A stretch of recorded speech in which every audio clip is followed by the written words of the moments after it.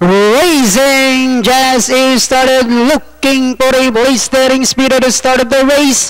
And there's the speed I'm talking about, courtesy of Novosis.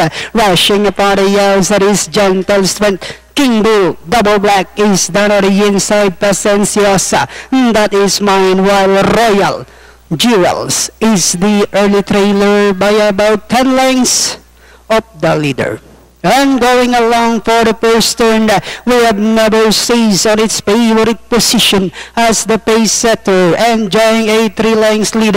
Gentle Strength in second. King Bull is down on the inside, then followed by Double Black, Pacienciosa. That is mine, while Royal Jewels is still racing in less. Back to the leader, we have Gentle Strength by order number 6, Novosis, enjoying a 2 lengths lead.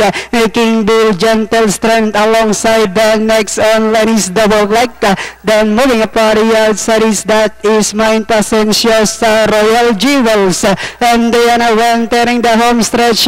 Novosis enjoying a 2 lengths lead. Moving upon the outside, Gentle Strength. King Bull in between horses as they swing for ronda. Novosis by about 3 lengths.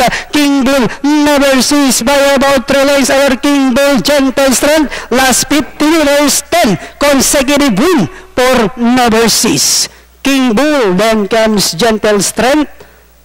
That is mine. At ayun nga, 10 consecutive wins coming from Novosis. Then segundo, King Bull.